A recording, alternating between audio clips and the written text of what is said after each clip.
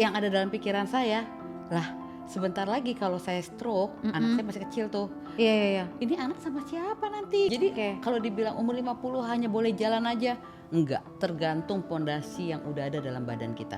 Gue nggak tahu value gue apa dan gue nggak punya value. Menurut aku semua orang tuh punya value, tapi dia harus digali apa value-nya. Lupain dulu targetnya, lupain gue olahraga dulu. Yang penting olahraga dulu. Kerjain dulu. Karena ada papa sama kita nih, keluarga yang susah bukan perusahaan. Hai, welcome to Mana Talk, di mana setiap episodenya Bu Mana berharap kita bisa sama-sama belajar untuk menjadi versi terbaik diri kita sendiri. Nah, hari ini Mana Talk mengundang satu perempuan luar biasa. Ini adalah perempuan yang menampar gitu ya. Menampar Bu Mana untuk olahraga. Siapa di sini yang mageran, ya kan? Karena kesehatan itu kan sangat penting, kebugaran itu juga adalah sangat penting. Dan plusnya lagi adalah kita bisa belajar banyak dari perempuan ini karena si Mbak ini umurnya adalah tahun ini 56 tahun, ikut kejuaraan internasional, mewakili Indonesia, juara 1 dengan badan yang penuh dengan otot gitu ya. Wah, langsung aja kita sambut ya. Ini dia Mbak Ida. Keren banget, lihat dong. Ini harus di zoom ya. Ototnya Mbak Ida ini melebihi otot aku. Ya kan, aku masih lemak-lemak, dia udah lihat tuh ototnya sekel banget loh Mbak Ida. Keren sekali loh Mbak Ida. Aku dari awal Mbak Ida masuk, tadi aku langsung wow. Waktu ketemu cuma dari online aja, aku ngelihat kayak wah, Mbak Ida nih sangat menginspirasi aku untuk bergerak. Karena di usia Mbak Ida yang sekarang itu jujur kayak nggak banyak ya orang yang mau olahraga gitu kan. Tapi sebelum kita ngobrol panjang mengulik-ngulik Mbak Ida, aku pengen Mbak Ida memperkenalkan diri dulu mungkin ke penonton ya kan. Siapa Mbak Ida ini? Hai, saya Ida Rohana, usia saya tahun ini 56 tahun. Saya sendiri adalah seorang karyawati yang saat ini sedang masa MPP dan bulan Juli nanti di tahun 2025 ini saya juga sudah pensiun. Saya juga seorang ibu dari seorang anak yang mana anak saya sendiri juga sudah menikah. Jadi profesinya banyak ya, ibu rumah tangga, karyawati, dan olahragawan juga. Wes, keren sekali ya. Oke, Mbak Ida, aku tuh pengen tahu deh, yang paling penasaran banget itu adalah awal mula menjadi orang yang sangat aktif di dunia olahraga gitu ya. Itu gimana sih awalnya Mbak Ida bisa sampai ketagihan sampai sekarang, sampai menjadi sebuah habit yang bagus, bahkan sampai ikut-ikut kejuaraan, itu awalnya gimana? Jadi gini Bu Mana, awalnya itu karena kolesterol aku yang tinggi. Waktu itu kolesterol aku sampai 375. Padahal usia saya masih 35 tahun.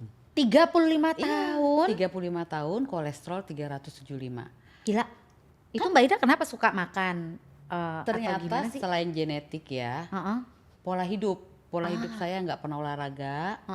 Dan waktu itu kan emang hanya taunya kantor, dan waktu itu juga saya kuliah kan ya. Iya. Kantor, kuliah, itu aja. Ternyata yang ada dalam pikiran saya, lah sebentar lagi kalau saya stroke, anak saya masih kecil tuh. Iya. Ini anak sama siapa nanti gitu loh. Iya. Ya kan, makanya saya langsung mutusin aku harus olahraga.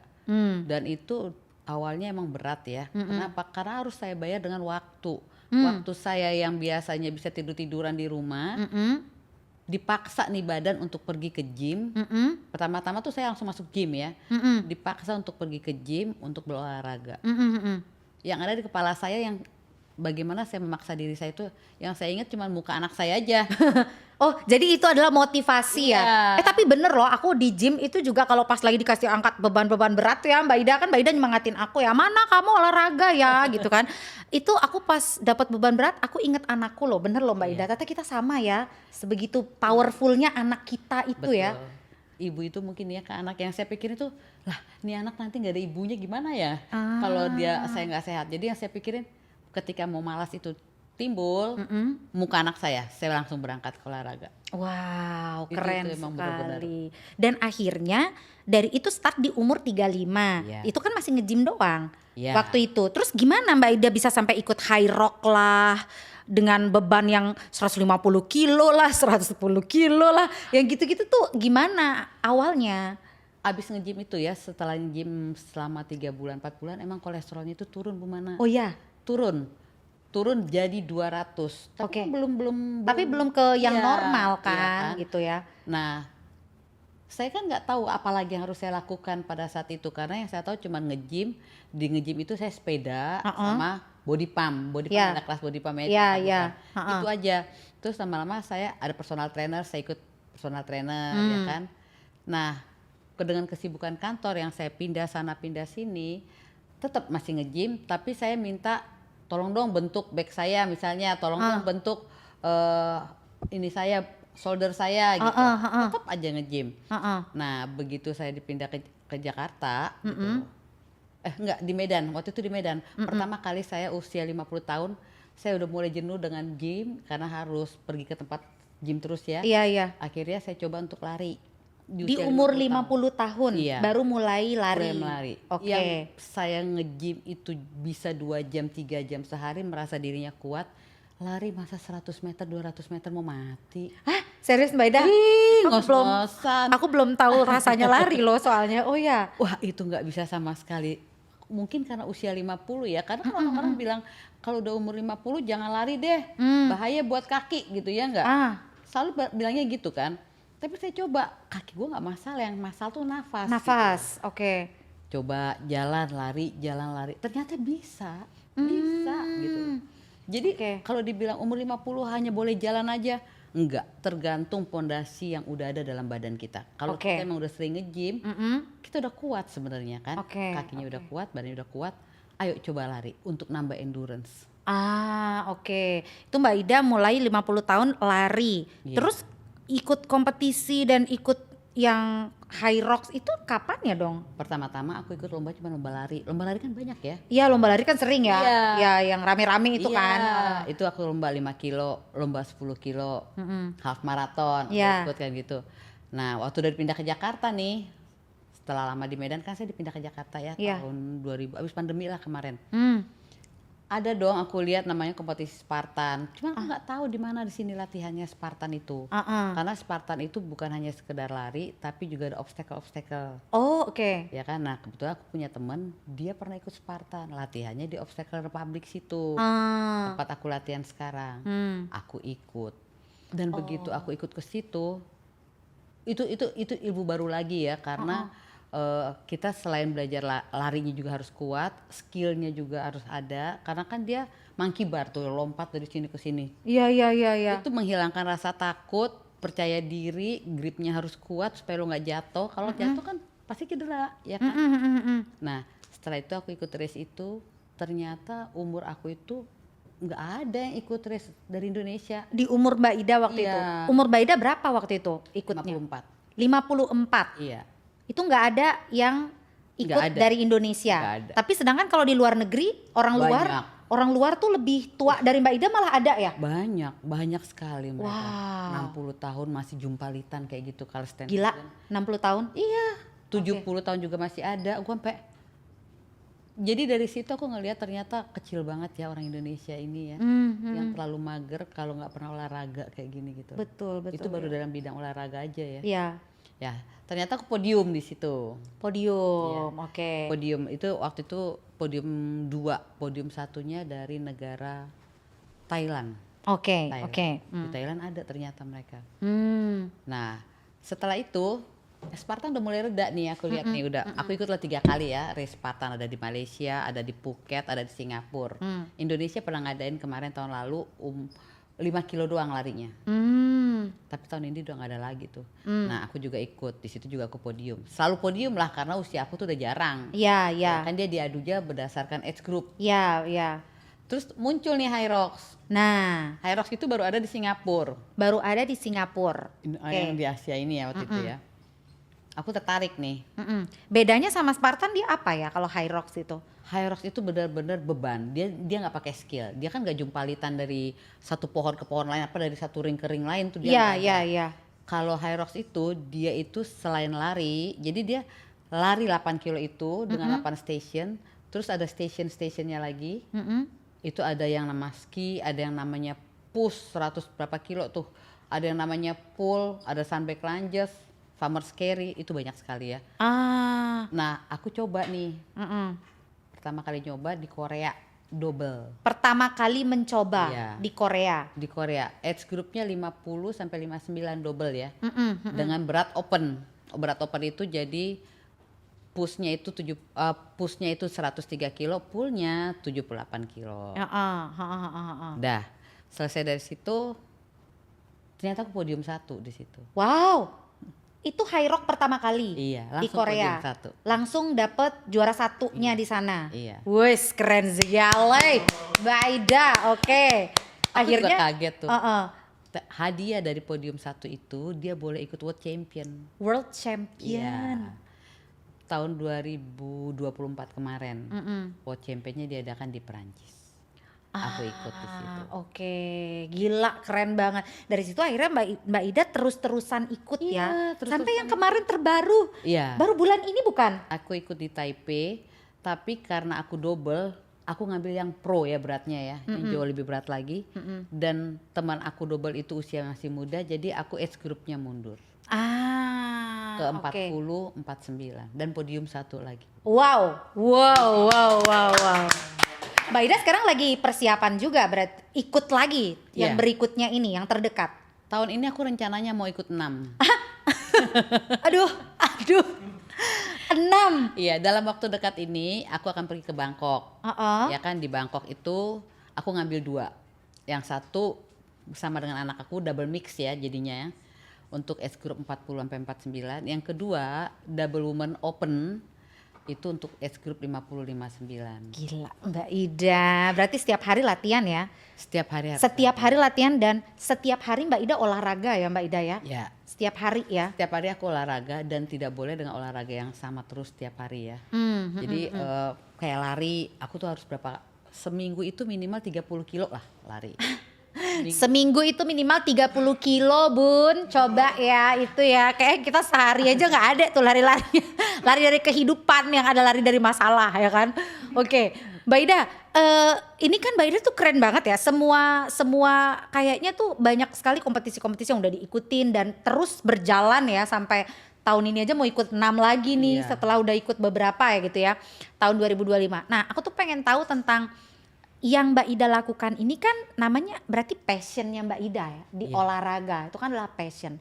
Sedangkan banyak orang yang bilang bahwa bahkan anak-anak muda mereka tuh merasa bahwa susah untuk menemukan passion gitu, atau mereka tuh nggak punya passion gitu, atau mereka tuh nggak tahu passionnya mereka apa. Sedangkan Mbak Ida di umur 50 tahun ini 50 tahun ya Mbak Ida bilang baru sadar kalau ternyata ini tuh adalah passionnya Mbak Ida. Menurut Mbak Ida tuh gimana tuh perihal passion antara anak muda dengan Mbak Ida sendiri? Iya ya, aku juga baru menyadari itu. Jadi gini loh, kalau yang aku tangkap nih selama ini aku tuh nggak tahu ternyata itu passion aku gitu. Iya loh. ya, Mbak Ida nggak tahu ya Nggak itu adalah tahu. sebuah passion.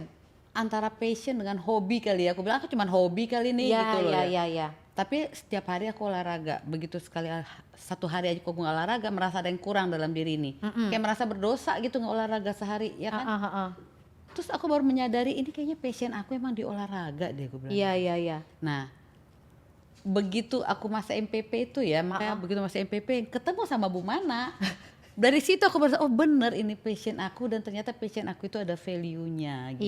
Iya, oh iya Aku gitu nggak ya. sadar itu. Iya, awalnya sebenarnya Mbak Ida sendiri juga nggak sadar bahwa ini adalah Passion. sebuah passion. Iya. Jadi Mbak Ida tuh melakukan aja sebenarnya apa yang disuka ya waktu itu ya. Kayak oh ya udah olahraga anggap aja hobi gitu ya. Ternyata lama-lama tidak bisa tidak olahraga. Sehari nggak olahraga kayak ada yang kurang dalam hidup ini ya kan. Iya. Dan aku baru tahu itu ternyata passion aku ada di sini tuh.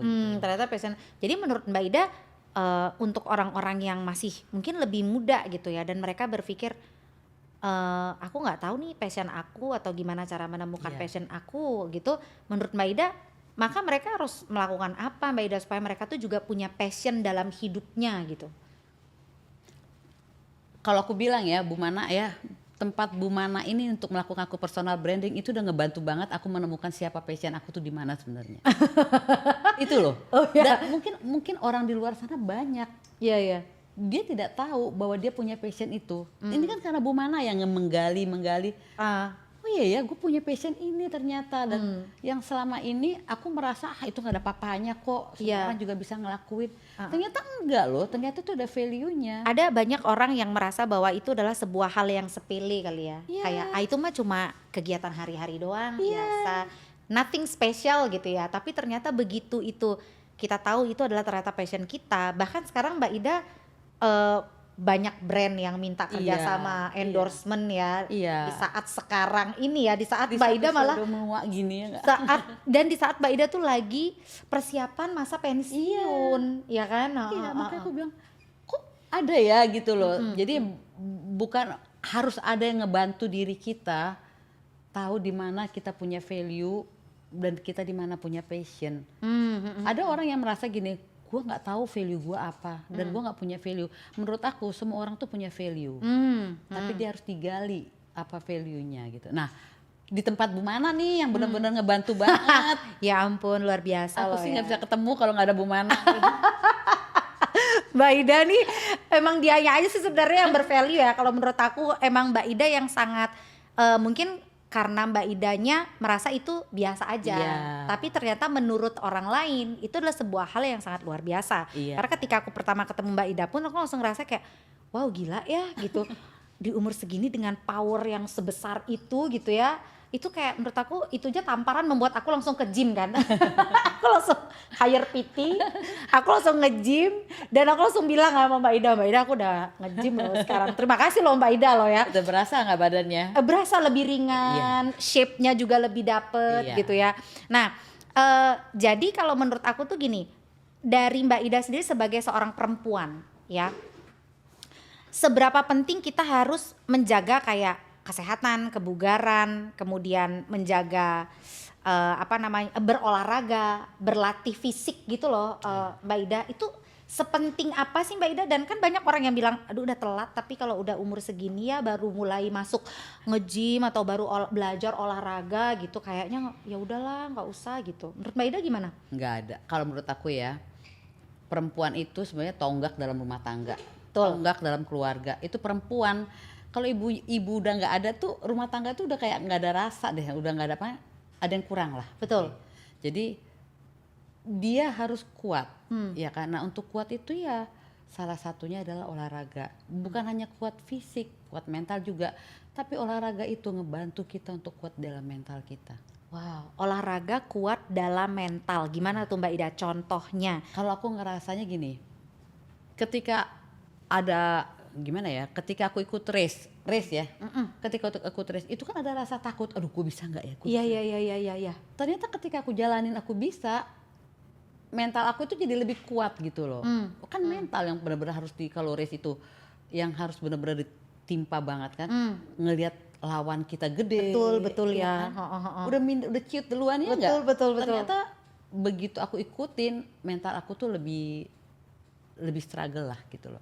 Jadi udah lebih berpikir nggak peduli gue kata orang, yang penting gue mulai. Akhirnya tuh jadi terlatih untuk kayak kuat juga mentalnya. Jadi bukan kayak cuma fisiknya aja yang kuat ya, tapi secara juga. Mental tuh juga lebih mental kuat, juga kuat gitu ya. Oke. Nah perempuan itu wajar, perempuan tuh ini ya gimana ya, menurut aku tuh perempuan itu punya tubuh yang sebenarnya kesehatan itu adalah nomor satu adalah olahraga ya. Kalau menurut aku tuh olahraga, karena apa?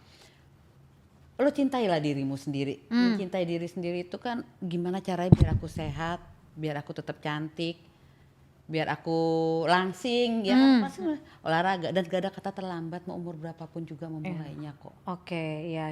Umur 60 baru mulai juga oke. Gitu.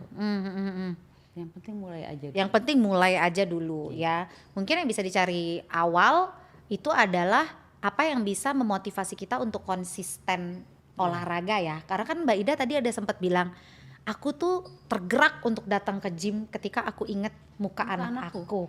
Gitu kan ya Mbak Ida ya. Ada orang yang mungkin mereka tidak mempan ketika mereka harus datang ke gym atau mereka berolahraga karena ngelihat orang lain tuh lebih langsing. Bisa jadi bukan itu motivasinya. Karena aku sama Mbak Ida sama nih motivasinya, ternyata juga karena anak aku gitu. Aku harus sehat, bukan untuk aku tapi ada hak anak aku juga di sana. Itu yang lebih menakutkan sih sebenarnya, yang membuat tergerak ya.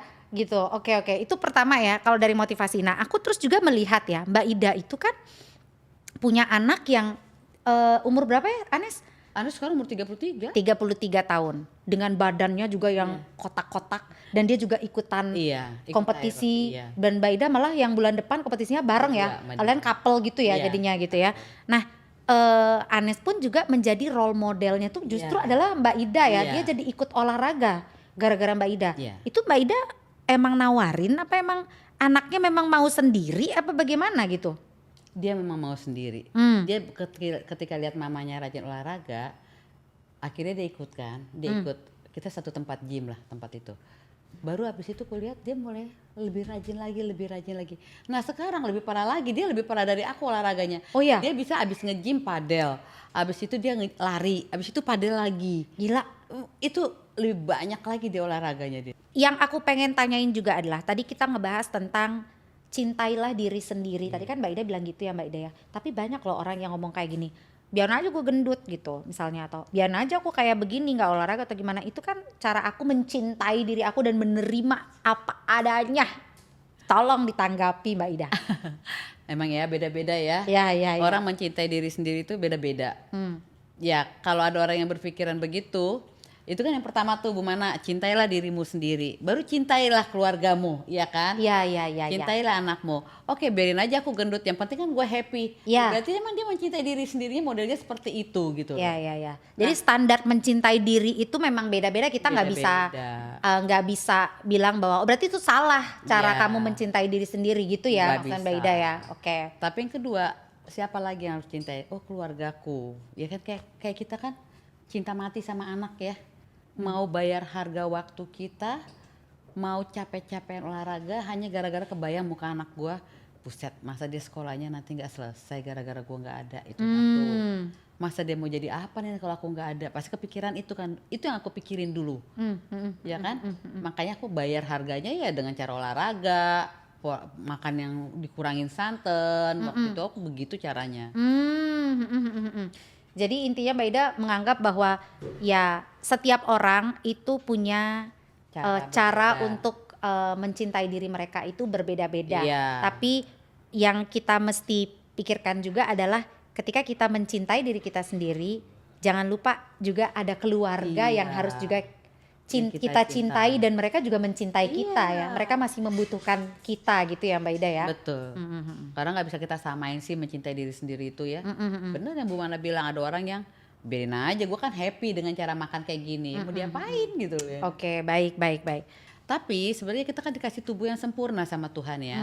Bagaimana kita mencintai diri kita sendiri, bagaimana kita menjaga kesehatan kita supaya kita tetap di mata Tuhan itu ya bagus, the best lah. Kamu bisa aku kasih tubuh yang sempurna, tapi aku juga bisa menjaga kesehatan yang aku berikan kepada kamu. Iya, benar Iya banget kan? ya. Nah, kalau di luar sisi passion Mbak Ida dalam olahraga gitu ya, aku pengen tahu dalam kehidupan sebagai seorang perempuan, sebagai seorang ibu, seorang istri, dan juga Mbak Ida kan juga punya pekerjaan ya, punya Iya. profesi kan, berkarir gitu loh Mbak Ida.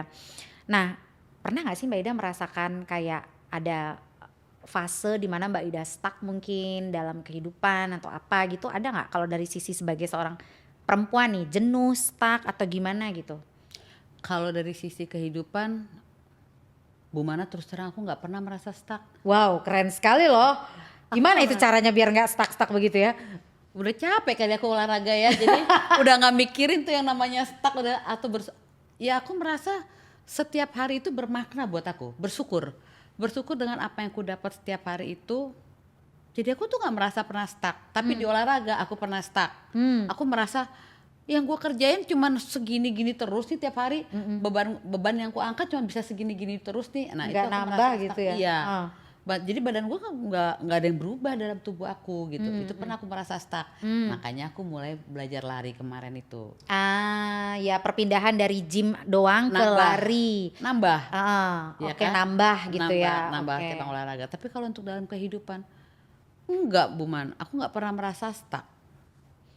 Ya emang itu hidup yang harus aku jalanin, syukurin aja gitu ya. Dan Mbak Ida menurut aku karena produktifnya juga ya, produktivitas yang Mbak Ida juga nggak monoton gitu-gitu aja. Iya. Ya, jadi itu yang membuat Mbak Ida kayak apa itu stuck? Apa itu stuck? Apa itu stuck? Aku sudah banyak sekali pekerjaan yang harus aku lakukan. Habis kerja, berkarir, olahraga. Iya. Udah capek kan tidur, besok pagi bangun melakukan lagi kegiatan ini ya. Iya. Begitu kita udah mulai jenuh misalnya gitu, ngopi misalnya, atau kita pergi keluar kota, olahraganya bisa berenang lagi, Iya. atau bisa golf lagi. Beda lagi gitu ya. Iya, beda lagi. Jadi apa stucknya? Nggak ada stucknya deh Bu Iya, Mana iya. kalau menurut aku. Jadi kalau menurut Mbak Ida supaya kita punya hidup yang seperti itu tuh cara ala Mbak Idanya gimana biar kita nggak ketika pun ada masalah atau apa tuh bisa kita lalui gitu loh. Mbak Ida kan sangat enjoy banget kayaknya hidupnya, makanya Iya. umur 56 lihat wajahnya masih sangat kencang ya kan, kencang merona gitu Mbak Ida. Tapi bukan berarti aku nggak pernah punya masalah. Masalah itu pasti ada dalam hidup, nggak mungkin. Tapi bagaimana cara kita menyikapinya aja gitu loh. Jangan dipikirin mulu, nggak selesai-selesai juga itu masalah kan. Ya mendingan ya udah dihadapin. Tunggu waktunya, dia akan berproses untuk selesai gitu loh. Kita kadang-kadang manusia tuh maunya instan. Besok ya selesai masalahnya, enggak juga gitu loh. Ternyata masih berlanjut gitu loh. Jadi ya nikmatin aja lah. Jangan dianggap sebagai suatu masalah apa yang kita hadapin itu. Oke. Nah, aku juga penasaran tuh gini, Mbak Ida kan dengan jam kerja juga kan, Iya. karir Mbak Ida apa lawyer ya? Legal, ya Legal ya untuk lawyer gitu kan di sebuah perusahaan besar juga nih terkenal di Indonesia lah gitu ya. Nah, itu gimana sih Mbak Ida bagi waktunya? Banyak banget loh orang yang bilang gak ada waktu gue olahraga Iya. gitu kan, sibuk lah segala macem gitu. Kalau Mbak Ida kenapa masih bela-belain dan bisa membagi waktu dengan meeting yang sangat ini, dan Mbak Ida dioper lagi kota ini, kota itu, kota ini gitu, gimana sih Mbak Ida? Itu kali yang namanya passion ya Bu Mana. Iya. Sampai aku bela-belain bangun jam 4 pagi, pergi dulu ke gym kan, lari Jam dulu. 4 pagi Iya, Mbak jam Ida. 4 pagi. Beres-beres rumah lah ya, apa yang aku bisa beresin dulu buat anakku atau buat suami nanti kan. Baru habis itu jam 5 aku udah start lari. Atau start pergi ke gym. Selesai jam 7. Jam 7 aku pergi lagi mandi bla bla bla bla langsung ngantor. Pulang kantor kalau emang aku mesti berenang nih. Ya udah pergi berenang Gila. lagi gitu loh. Pulang kantor masih mikirin aku Iya. berenang lagi nih. Gila keren banget loh itu. Itu passion. Passion ya, itu Iya. yang bisa bikin kita tetap aja walaupun sesibuk Iya. apapun nggak punya waktunya, pasti akan ada waktunya. Iya. Gitu ya. Oke. Nah, yang terakhir aku pengen Mbak Ida memberikan pesan-pesan mungkin kepada perempuan-perempuan yang mungkin sekarang mereka sedang belajar mungkin untuk tidak mager mungkin Mbak Ida, atau sedang belajar untuk menghargai dirinya, mulai mencintai dirinya, mulai tergerak untuk olahraga tapi masih maju mundur misalnya kayak gitu. Apa pesan yang bisa Mbak Ida kasih untuk perempuan-perempuan yang lagi nontonin kita nih? Jadi untuk teman-temanku yang wanita-wanita nih, wanita-wanita perkasa yang pada saat ini masih mageran untuk olahraganya, ayo mulai gerak. Ingat, masa hidup kita itu kita nggak tahu sampai kapan, tapi kita harus tetap sehat, ya kan? Kita nggak tahu umur kita itu sampai kapan, tapi jangan sampai kita loyo di masa tua kita. Nah, jalan satu-satunya adalah berolahraga. Jangan mageran. Oke, tuh inget ya kata Mbak Ida, jangan mageran. Yang nonton kita aja nih ya, kru-krunya ini pada tertampar gitu loh. Kita lihat besok mereka nge-gym nggak? Pasti tidak. Apalagi nanti malam-malam minggu. Pasti tidak. Sibuk lah covid ya kemana-mana. Nongkrong melulu ngurusin gula Iya. ya kan. Oke, baiklah teman-teman, terima kasih banyak Mbak Ida. Thank you so much loh Mbak Terima Ida. kasih, Bu Mana.